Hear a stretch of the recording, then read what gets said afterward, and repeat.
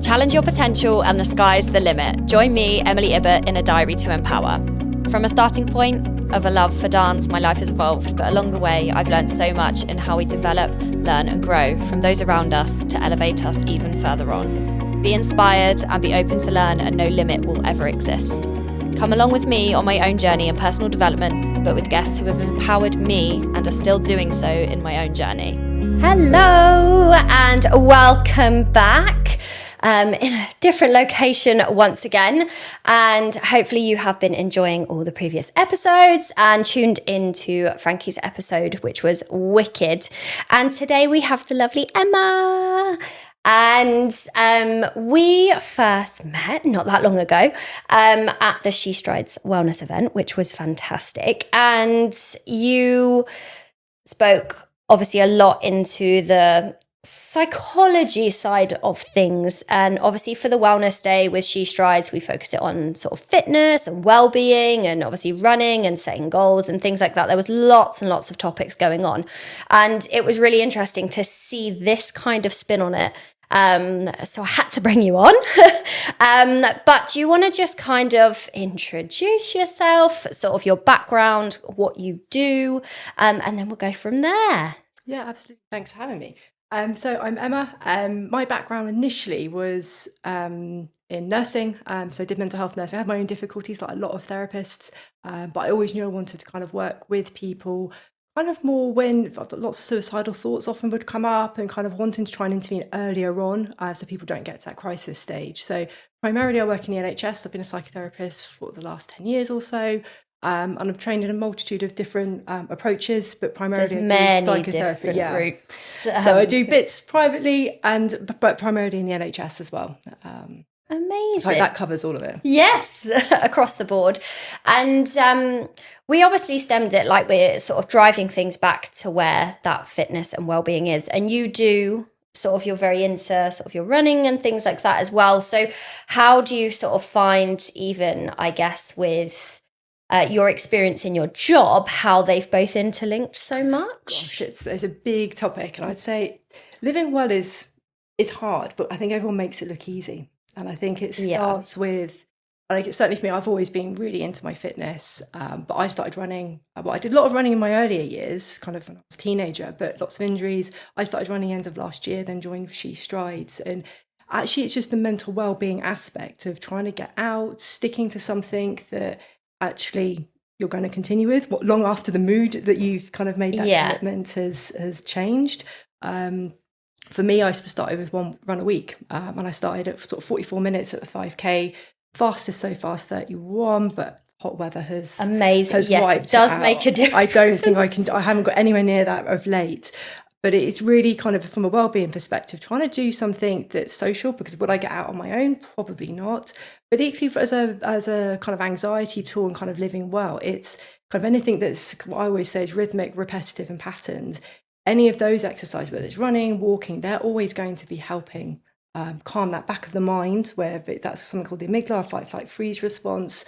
That's going to be what helps us going forward and trying to just calm it down, and it hopefully make you feel a little bit more in control.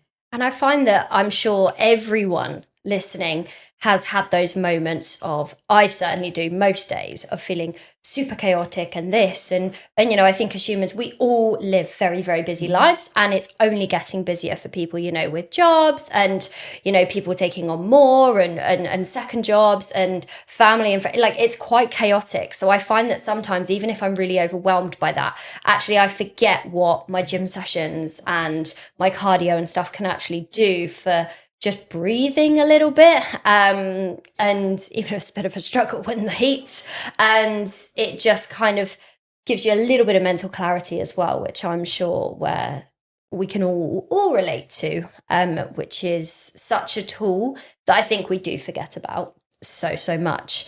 And, you know, delving a little bit more into the psychotherapy side of things, and I think when we look at how just health and wellness and mental health, and how much of a prominent thing more people are talking about it. And I think the taboo of therapy is slowly just being kind of debunked. Like there was a time, I think, that not many people really spoke about it. Whereas I find that even in circle of friends and people around me, actually people are like, yeah, I've had it. Like, this has really helped me with this and given me this perspective on this.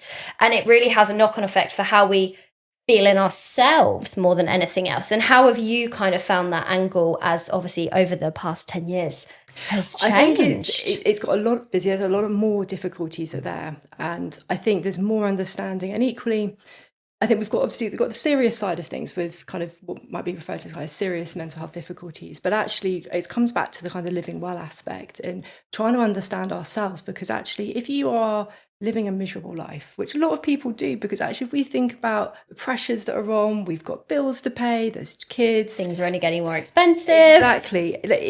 It makes everything feel much harder. So it's kind of not surprising that people start to worry. They then start feeling quite anxious about things. Equally, if you've grown up in environments, which all of us have, because the world is inherently invalidating, where maybe we haven't learned how to regulate our emotions or problem solve some of the difficulties, we kind of get pulled into this busy culture, which is great. It's a great distraction. But often then those difficulties can then start to build up. Then people are trying to juggle and they're juggling way too much. And it's like, what balls can I drop? And I always say, well, what ones are the glass ones? Which ones are the rubber ones? The rubber ones will always bounce back up, but it is trying to do actually focusing in on what's the priority, what are the non-negotiables, and sticking with that. I'm hoping that kind of makes sense. And I think actually highlighting the priority side of it is so prominent.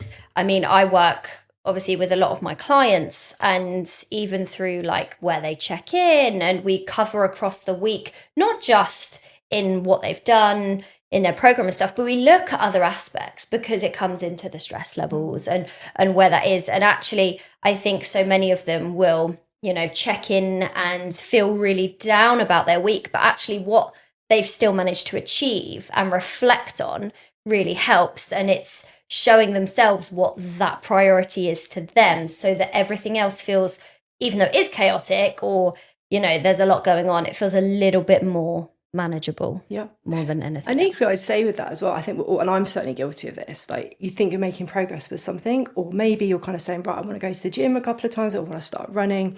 And then maybe you're not doing exactly what you're wanting to do, but maybe the biggest achievement is just turning up. Yeah. But then you're comparing yourself to others and you're like, oh, well, is this even worth my time? Motivation perhaps goes down. Motivation's mood. So I always say, don't rely on motivation. Yeah, it's stick with the one discipline. Of the biggest things that I always say, because you can't, it's rubbish. Don't rely on it ever.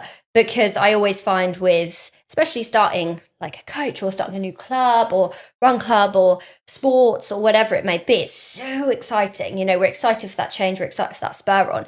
You get a few weeks in and actually things start to get a little bit like more chill. You're into it, so that excitement's gone. And also maybe ahead our goals or our time goals or our goals in other aspects are still a little bit further away. So there tends to be that dip where motivation does go, but actually turning up and showing up is still committing to yourself, which makes like a huge difference. But it's really hard to kind of keep that going once you're kind of over that bump in the road of where that motivation sits, because you can't, it is mood, and that mood will pass. And like you said at the beginning, when we have that mood for if we want to get out and do something or not, most of the time you probably don't, but actually by overcoming that, you're confirming to yourself again that you're absolutely. And equally, we're all hardwired to want quick fixes in a certain sense. And even if you're kind of achieving things, you get a hit from it in terms of there's a biological process to it. So it's not just thinking differently or kind of doing things externally. There is a process internally that's going on. And what I always say to people is, bring some mindfulness into it. Not meditating, like that is mindfulness, but mindfulness is just the awareness of, okay, what am I actually capable of doing? What's going on for me this week? What's going on for me today? And what are going to be the things that may be kind of the urgent that absolutely have to be done? But equally, what are the things that I'm going to give myself a big pat on the back if I do manage to then get to the gym, if I do manage to stick to a plan that I've been wanting to do? But often we can then go straight to the negative, because we're also hardwired to focus on the negative of what we're not doing, beat ourselves up, we have that critical internal narrative.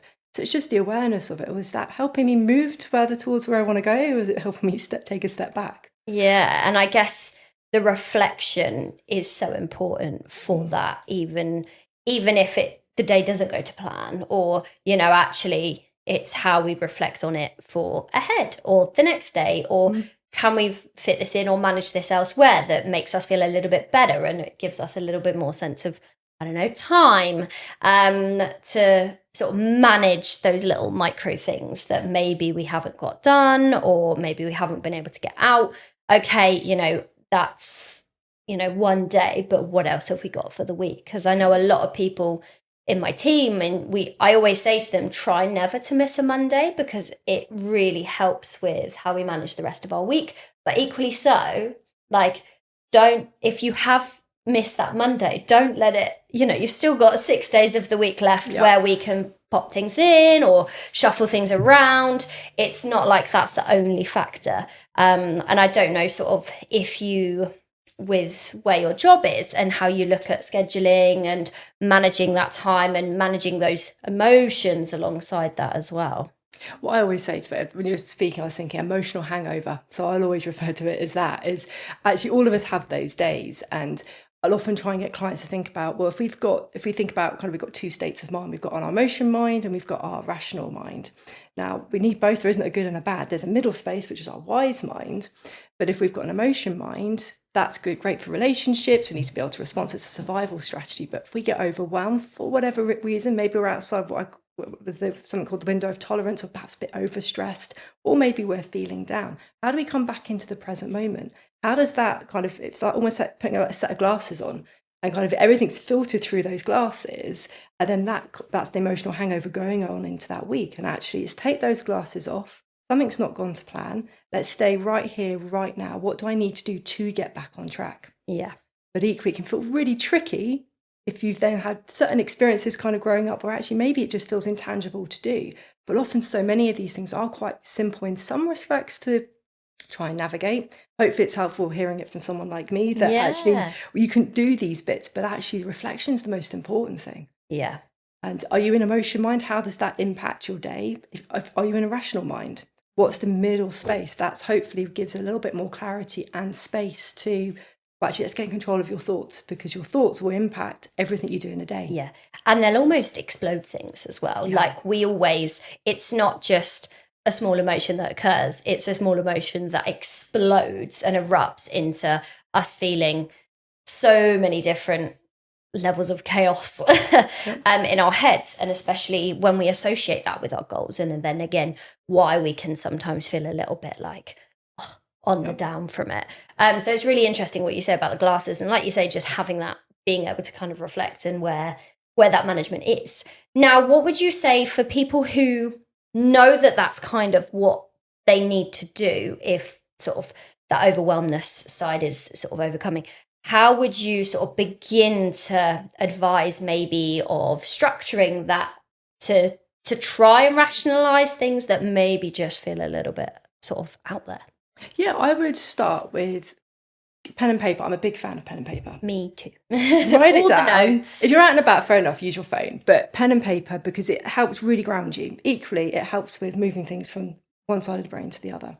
So writing out, what are your thoughts? And it's also then building and trying to understand, okay, what's going on for me? Am I judging myself? So I'll always use the example of, so particularly for using mindfulness, trains at a platform, Clapham Junction, most people are familiar with Clapham Junction. Trains going in, trains going out, some are fast, slow, short, long, different colours. Which train are you jumping on? Because we have millions of thoughts in our minds every day, and so many of them we're not even aware of.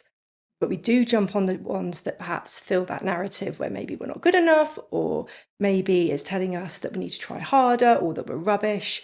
Why are you jumping on those thoughts? Let's put a pause in. The goal is to stay on the platform. If you do jump on the wrong train, and that's taking you somewhere maybe that's not very helpful, just try and jump back off of it. Trying to create some distance there. So write down what some of those thoughts are. What do they lead you to feel? Because we always then have an interpretation. So how do we make sense of our experience? Someone hasn't responded to a text message, left you on read. Is that an automatic assumption, an interpretation of a person might be annoyed at me, or maybe is an issue here? but that was informed by previous experiences? Or do we just stick with the facts of the situation, which is they haven't responded, there are a host of other reasons someone might not. I've certainly not responded to messages before, and it's not intentional. But it's then, so by writing it down, we're thinking, okay, what is the emotion that's coming up? What are the thoughts attached? Because our emotions provoke thoughts and our thoughts provoke emotions. That then gives us space then to go, okay, where's this maybe coming from? And what do I need to do to take that step forward? And so I guess, like you say, rationalize it. It is rationalized. You're like, trying to separate it a little bit just by, writing it down. And equally with I always refer to kind of thinking about a bit of a nature nurture debate of actually what's enforcing your environment. It's very easy also for us to perhaps set goals and we're thinking, well, that's what I need to stick to. Why do other people make it look so easy? Well, the external environment has a massive impact. Like if we're trying to eat healthy, etc., we go to a petrol station. How many petrol stations are full of healthy food? They're not really. Okay, so there's lots of external things that come into play. And I always think as well, and I see it every single week when I go into the supermarket, shop at a massive Sainsbury's locally, but there's always the easiest quick snacks the second you walk in, and you have to navigate a certain way to actually get to where, the Whole Foods are and things. And, things are right in front of us, even if you go to the till, like, we know those sorts of things. And I think that environment, the adverts as well, when we're watching TV and, there's such an emphasis on those kind of easy accessible things that maybe can divert where our thoughts are trying to navigate, but actually they're just being shifted slightly. And with obviously, I guess, looking in terms of goal setting and environment and I guess home life too, because environment of people, right? Yep. And it's really interesting when, I speak to clients and their environments to where they want their environment to be can be two very, very different things.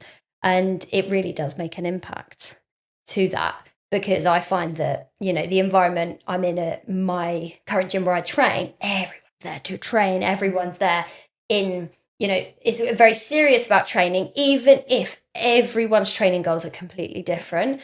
And it makes a real difference to sometimes maybe a simple commercial gym where it's very much in and out.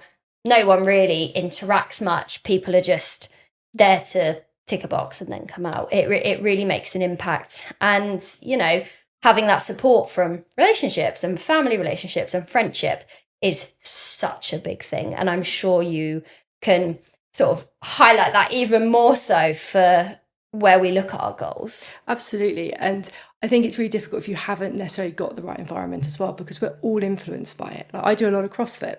I love my CrossFit. When I go and do it, do I do the open gym very often? No, I like going to the classes because it is that environment. And we've all had those experiences that if we walk into a room and the mood is a bit kind of flat, we're like, oh, okay, a bit flat, we're impacted by it. Or if we go into a room and it's really joyful, our mood gets lifted. So just those two small examples demonstrate how much we are influenced. But equally then thinking about how do you make that kind of, where do you go with that on a day-to-day basis with your environment? Well, She Strides Run Club, joining people equally. If you've got people around you that are kind of perhaps got different goals, it's okay. What's happening for you that means that maybe you're struggling with that? Because equally there might be low self-esteem that comes up. But equally, if you're then struggling with kind of defining, or not even necessarily defining or sticking to goals, I always encourage people to be really curious about, are these your goals? Are they actually your goals? Because often we are so influenced by the external environment of what we should or shouldn't be doing. And especially with the world of social media as well. Exactly. If there's a should, that's a big red flag. That's a big red flag to pause and just go, why should it? Pause, what's actually going on? Because if we think about, I always say with depression, anxiety and kind of struggling with mental health, we fall into kind of how we believe we should be living our lives. And actually people who live miserable lives, so maybe they've, I'm not generally categorising them as miserable lives, but if you're kind of living aligned with how you think you should be going, you're likely to then struggle with your mood because you're actually not living life for you. You're not being attuned. You haven't got like an anchored position to kind of refer back to. And our world is full of influences, what we should and shouldn't be doing. Like what's the role of women? What's the role of a man? All of those things come into the mix. So again, I would still be saying, go back to that pen and paper, because I think if you write it out, just reflect. The key thing is reflection. I think for any change, you need to start with being able to be aware of it. So what's the problem? Then you can get curious to it. So where are the tentacles? Where's that come from? Equally, that internal narrative voice, that will be most like your parents. So you'll probably talk to yourself in the same way that you were spoken to as a kid. That then can bring about change, because you're aware of it, and then you can then be able to reflect on, okay, what do I need to do to take that step forward? What environment am I in? Is that helping me move further towards where I need to go to? And not necessarily about changing it, but you can expose yourselves to other people. Yeah. So like a long time ago, I gave up smoking, probably like 10 years ago. All my friends did.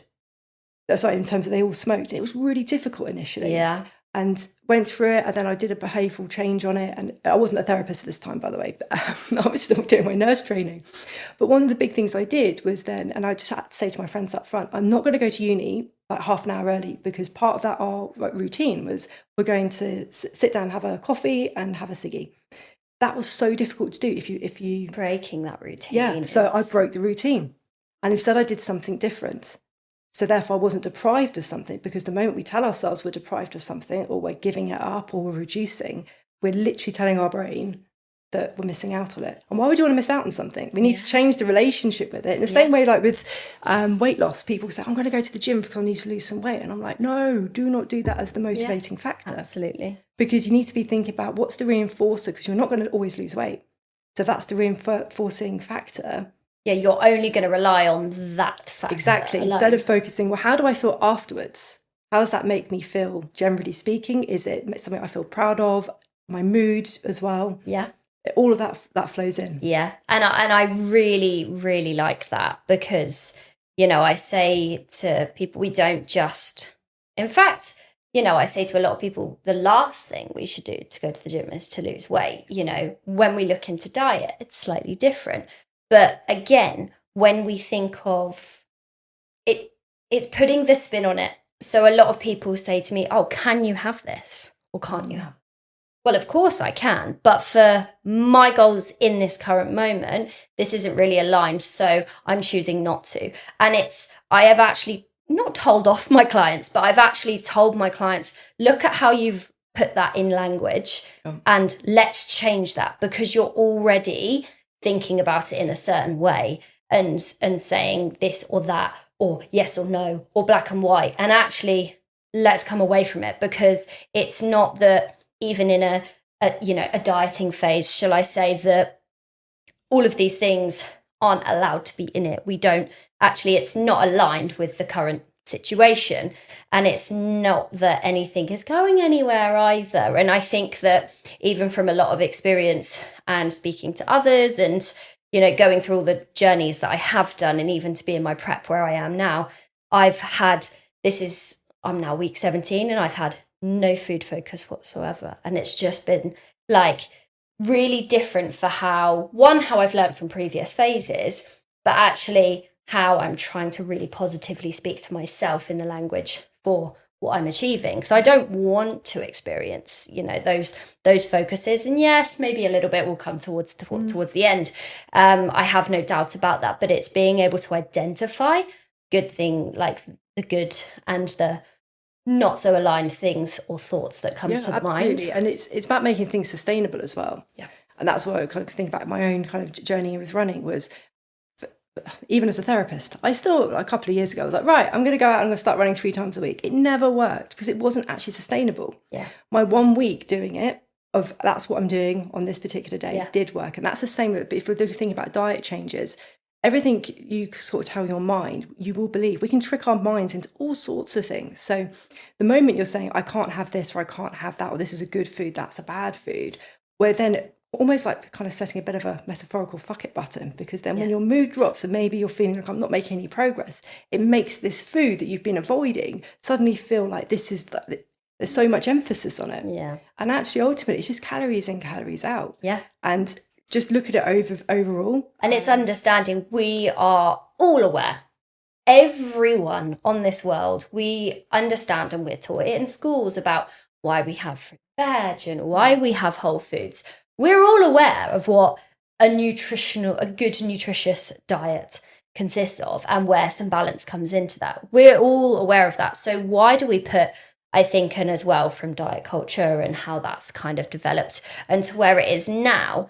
Why are we so focused on like yes or no? Or why is it always to the extremes? And I think it's so interesting to delve into those thoughts, and especially with at the moment with everything happening in terms of like weight loss injections and things, and actually it's understanding and educating. And I had a conversation with a friend over the weekend, and I was saying it's really sad that actually we aren't wanting to experience like a little bit of hunger or and things, and that we want to banish that. Because I know from someone that spoke to me, they said, oh, how was said, how was your holiday?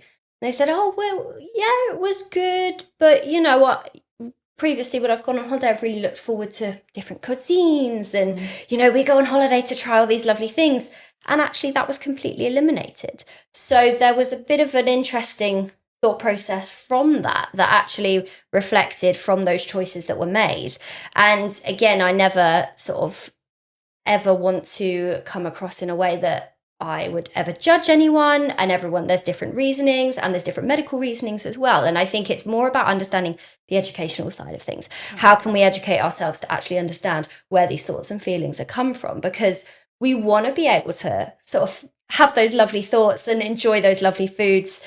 And I think hunger is something that actually we don't want to work through as well. And actually we are looking to maybe lose weight if that is the current goal, and how that affects, let's work on this a little bit more, rather than kind of how we look at ourselves in that relationship. And I'm sure that there's so much that we can go on in this sort of avenue, but it's really interesting to think about, rather than people being like, oh, this is one route or this is that route. Hang on a minute, let's, unpick it a little bit. Ultimately, I think it's always got to work for you. And I'm a big fan of being sustainable. I think even with like the weight loss jabs, it's become very all or nothing. It's kind of like people are for them or they're against them. And I don't have a particular opinion either way. I think what happens is we've got the extremes potentially where people actually have got some really complicated physical health conditions and actually they need some help, and we should be helping those people. And that's a solution for that, alongside a healthy diet to make sure that it's and actually strength training, and, really pushing the body.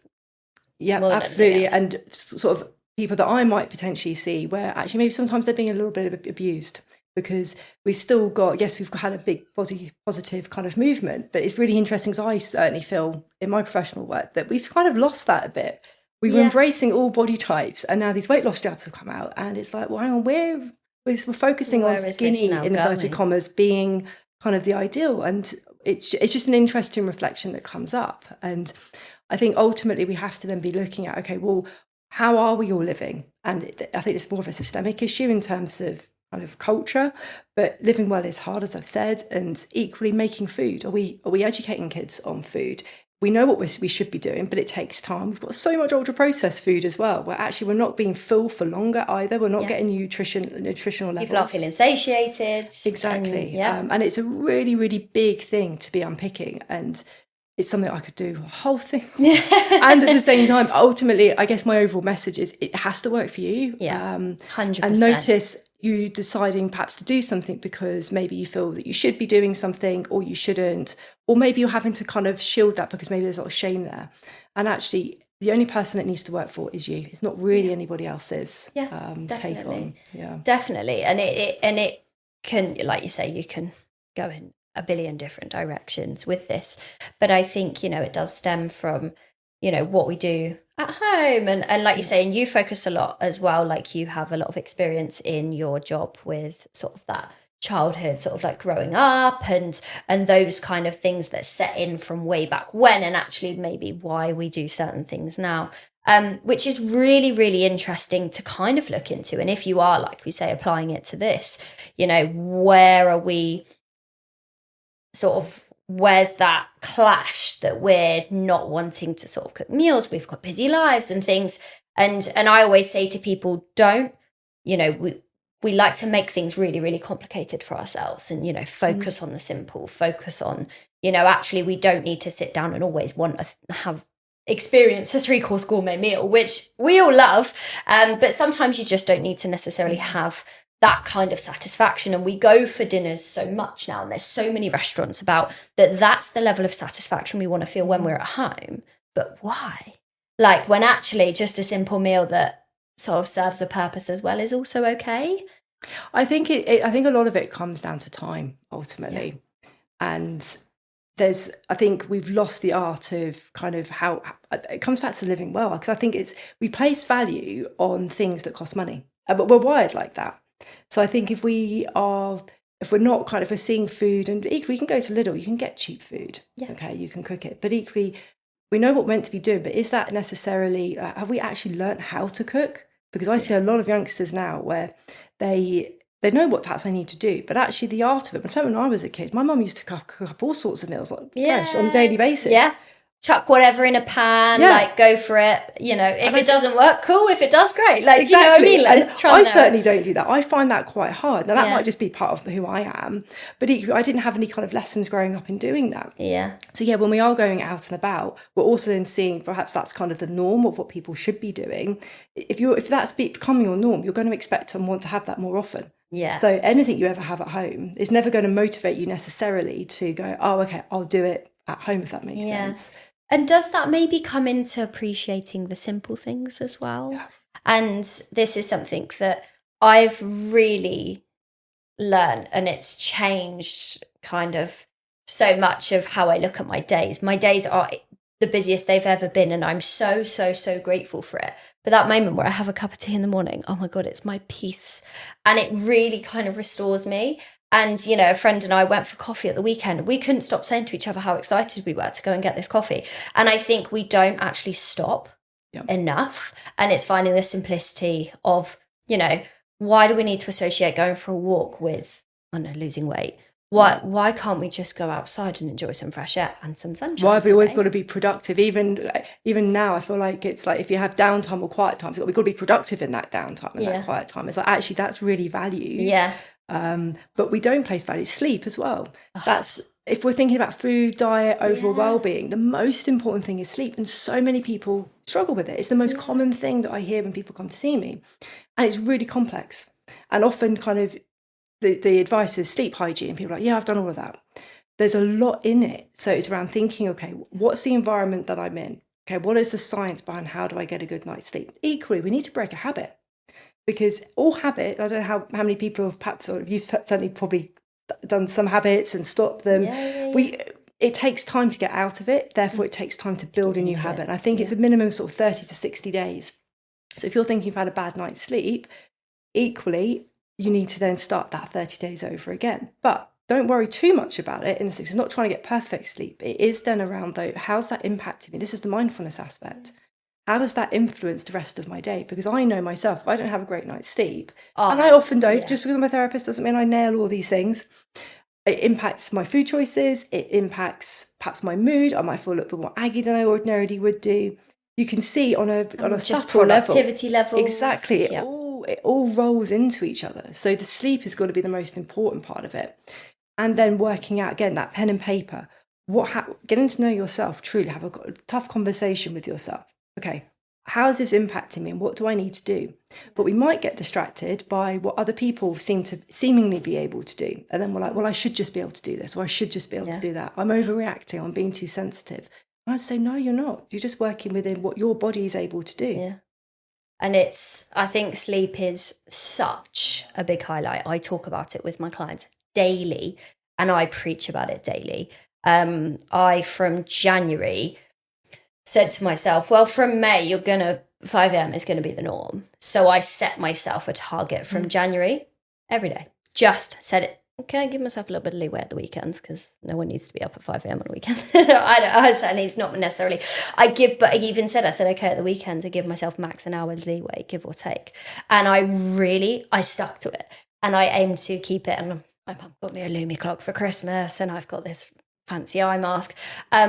And I have, waves going up. Like I've literally tried to set that routine. And I've realised on the few occasions where I've stayed away or something, it's really changed how my sleep has happened. So I'm now forever worried that... But I love it. I love hearing you say that. Interesting. Because that is it. So I'm also someone who gets up. So I'm on annual leave now for 2 weeks. my alarm will still be going. Yeah. I'm giving myself leeway. I normally get up just after 5, so I leave work then to get to 6 on the days I'm in the NHS. And even on my days off, so this morning I was still awake. I might not be getting up and going doing things. Yeah. I'm having that slower morning, but because it's really important to have the same time to go to bed and then go. So there's always the odd time maybe where that might vary, but that's really the rarity of it. And I also have a Lumi light. The best thing ever, because I do then wake up. I rave to everyone about it. Yeah, I wake up and I do generally feel quite refreshed with it, because it's that slow wake up. And equally, getting up early, I know some people listening to this will be thinking, well, I can't do that, I've just a heavy head. All I say to folk is, don't worry about it too much, just get up. The only thing you've got to do is get up, literally get up. On those days, stand up. Yeah. The majority of the work is done once you stand up. Yeah. And don't try and do too much. So executive functioning isn't always the best in the morning for most people. So don't then be thinking, right, well, I need to then plan my outfit and do this and do that. Just get up and go and have a coffee. Yeah. Have everything laid out the night before. Yeah. But actually, a lot of people generally work better first thing in the morning. And a lot of people, what works for you. So go ahead. No, it's interesting because, a lot of people are like, I'm just not a morning person.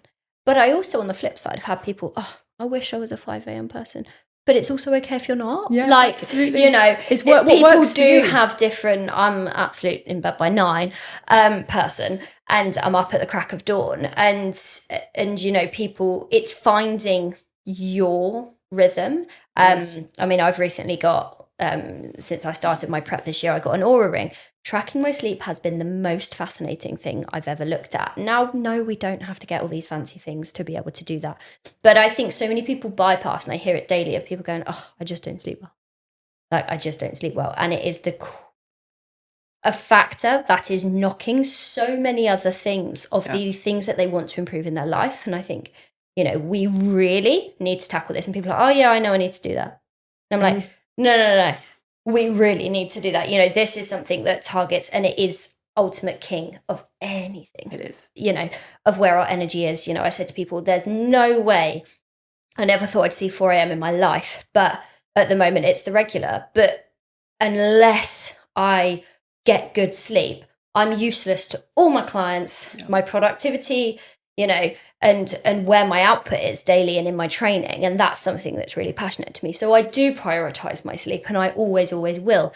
But I think people don't actually realize the positive impacts. They have one good sleep and they're like, it's been the best day. That's why. Do you not want to repeat that? And often I think people think it's sleep's a passive process. Yeah. So it's like, I'll lie in bed, close my eyes, and then I'll fall asleep. And actually it's an active process, which is a big surprise for a lot of folk. Interesting. You actually have to engage in it. What are you doing actively to get yourself to have a good night's sleep? And equally, coming back to that pen and paper business as well, it's the awareness of, you don't need devices. So I've heard of the Oura rings, they're great. You don't need any of those. No, you don't need it at all. I'm just such a data nerd. No. It's more just to encourage others. So in case anyone's listening and they're thinking, I need to kind of get these devices. It's just do some reading, work out what works for you. So if you have a cycle, work out. We all know that generally speaking, we might sleep at might be poorer, or we might sleep more at different points in our cycle. So track it. It takes time. It can feel boring because we don't place value necessarily on things that we happen to do little and often. Yeah. Everyone who sees me for therapy will always have the recommendation, I want you to check in with yourself of a morning and of an evening. What is going on? Because we're so busy often just running straight into things. But that's the awareness then, to be able to track and go, right, okay, what worked for me, what didn't? How am I feeling going into today? How can I navigate today based on the fact that maybe I haven't slept? And particularly if you've got little kids, sleep is a nightmare sometimes. But it is just that gentle checking in, working out what works for you. If you're a morning person, great, go for it. If you're a night out, great, go for it. But don't try and force yourself to do something that doesn't work for you. Yeah, 100%. And then when you do work for that, stick with it. Yeah, 100%. And I know it's hard as well, because some people say, I'd like to do this. This would be my ideal time to wake up, because actually that suits me well for my lifestyle, but I'm just really struggling. It's just getting it started and committing to it more than anything else. And sleep is such an important role in so many ways, because like you say, it does affect everything we have, and our energy. It's the baseline of our energy. Yes, we look at food and energy, and our exercise brings us energy, but ultimately, if, like you say, you're not getting that sleep, it's going to really impact all of those things. It will do. And your brain literally washes itself overnight. In terms of, if we think about from a mental health perspective, you need the REM sleep, you need that deep sleep to be processing everything that's happened, to be able to then enter the next day, hopefully feeling okay enough. Yeah. But my take home with it would be, it's an active process. Are you someone that's just jumping into bed? We're all guilty of it. Jumping into bed and kind of just lying there hoping for the best. Or are we asleep now? Exactly. Yeah. It's the activeness of it. Yeah. What are you doing proactively in it? Yeah. And I find for me, I mean, I don't know what sort of kind of your unwind process is. I am very much like my dinner time and how I slowly kind of eat my meal and then I head up to bed. I don't have a long sleep routine because I don't personally have the time for it before I need to be in bed again and asleep. But for me, I really try and like, that's my quiet time. Okay, check your last notifications, go up to bed, you know, and once my phone's sort of plugged in and that alarm's set, I give myself that time. I mean, a benefit I found with the Lumi clock is I set waves to come on and I listen to birds when I wake up. And that really changed the game. I actually wake up to the sound in comparison to the light. And it wasn't a jarring alarm on my phone. Yeah. And that changed. I remember waking up being like, this is so It does, because I think the Lumi, when I did reading into the Lumi devices, they're trying to gently wake you up, so you're never waking up from a deep REM sleep. So when you get that sudden jolt in the morning of like, oh God, the alarm's going, it's generally because you're in a deep sleep. Yeah. And equally with, if you're someone that doesn't need to do that proactive process, that's fine, that you don't need to do it. If you're someone who doesn't struggle to get to sleep, it always comes down to what works for you. I'm someone that does struggle to get to sleep. My head often can spin. And I think this is such a common thing that I hear as well from a lot of my clients. They're like, I swear, like some of them have the most incredible but crazy jobs in such a great perspective, but they're like bah, bah, bah, bah, bah, bah, bah. And I'm sure you're the same with sort of what you do daily. So how did you find that you really had to work at that initial? So I would always say sleep starts probably the night before the night that you're wanting to get to sleep. So it's how you're setting your day up, and it is checking in. So often we're so busy and we can get caught up in our day to day. The first time we actually get to kind of sit with ourselves in a quiet space is our head hits the pillow. And then our minds start wandering around all the things we have done, we haven't done, like we made a mistake, what have we got to do tomorrow, what's coming up? And then we start ruminating on it all. That is activating our process. We've got our sympathetic nervous system's getting activated, and then people wonder why they can't get to sleep. Let's take that back earlier in the day. If you're really busy, can you afford not to take 5 minutes out? Because actually you're going to be far more productive statistically of just, right, what's going on for me? It's all mindfulness focused. Yeah. And the mindfulness just being, you can do a specific mindfulness exercise, but it's just actually checking in with yourself. What's going on?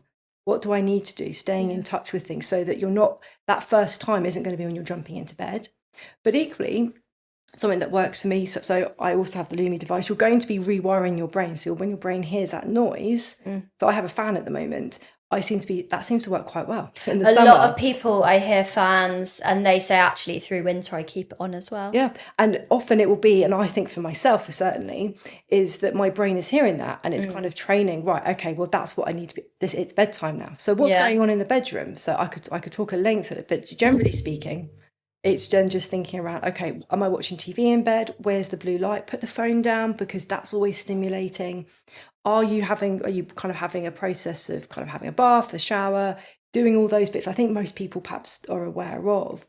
But equally then getting into bed, and if you are struggling to sleep, get back up. Okay, allow yourself time to try and do that, and tell yourself, I am going to sleep. Notice your mind wandering off. Yeah.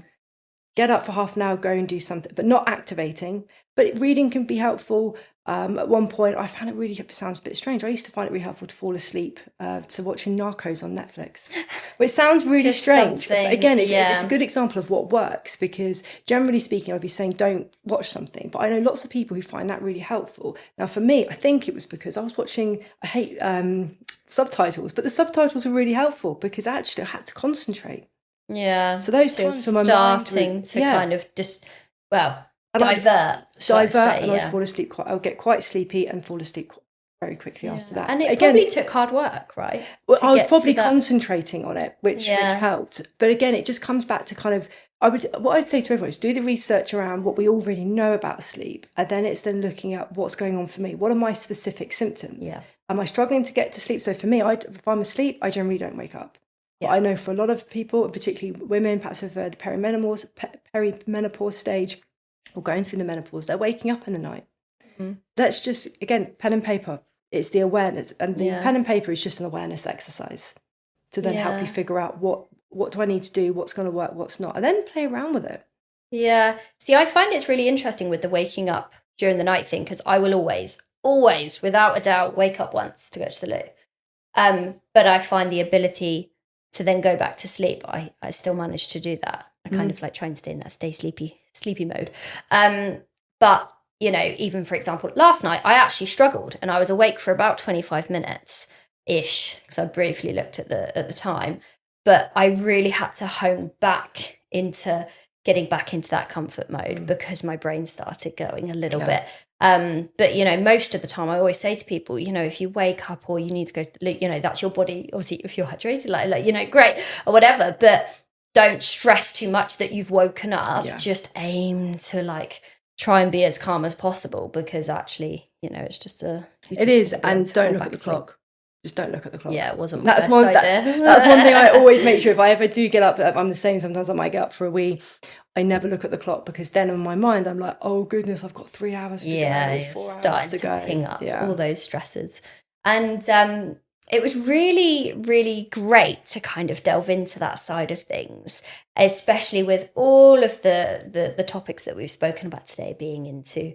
We focus a lot on diet and exercise and well-being, and you know, we don't look enough into that reflection, like we're saying, pen and paper throughout this whole talk, and then actually looking into the sleep as well. And it's been really, really interesting delving into those topics and hearing sort of where those processes come from that we don't all understand. We go, oh, this isn't working for me, but we just kind of leave it at that. And a lot of people just are like, oh, yeah, brush it over. Whereas actually understanding those processes beyond this is fascinating. So thank you so much for coming on to speak about it. But for anyone else out there, how can they find you? Obviously, you've got your Instagram page and you talk a lot about different subjects in terms of well-being and different highlights and things. So where can people find you? Find me on Instagram, Psych with Emma. I also have a website that's linked on there, emmapott.com. But yeah, they're the main two things. And I'd say to anyone, it's just curiosity. Get curious. Everything that you find difficult, everything that gets in the way, just be curious to where the tentacles of it. And you know, it's never a bad thing. And I say to everyone, I know my clients, I think everyone should go to therapy. You know, I think we should all have these stems and understanding of ourselves, because that's all you're doing. You're leveling up yourself. It is. Don't wait to, I think 10 years ago, when we started at the beginning of this, it was kind of more frowned upon. What's wrong with you? And actually, as a psychotherapist, I'm always, well, what's happened to you? What's going wrong in a sense, to help you get to where you perhaps wanting to go, but also go to the gym as proactively to look after ourselves. We don't wait until something's wrong to go to the gym. So why not the same for therapy? Because actually it helps us live well. It helps us be able to have better relationships, be able to be better in our jobs, be better parents, live well. And that, for me, can only be a good thing. And it's so interesting. And I find that such a better topic that people are talking about now, which I find is amazing. And I will link your accounts and details of website as well. But yeah, thank you so much for coming on. And it's so nice to have your knowledge and your expertise come onto the podcast. And I've spoken a lot and with coaches, and you know, we look at more the physical side of things and like physiotherapists and all sorts, and also experiences from our clients. But it's really nice to have kind of the data side of knowledge as well coming onto the podcast. So thank you so much. And if anyone has any other questions, or if you kind of want us to delve into a bit more on some, so obviously we've kind of touched on a lot of the topics. If you want us to delve into more, I'm sure I can bring Emma back on. So do let us know with any questions from it, or just your feedback as well is always welcome. But yeah, thank you so much, and we shall see you on the next episode. A big thank you for joining me on my channel and tuning in. Find me on Spotify, Apple and Google Podcasts, Amazon and YouTube, A Diary to Empower. Follow me on Instagram, m_power.fitness, and TikTok, m.ibert. See you on the next episode.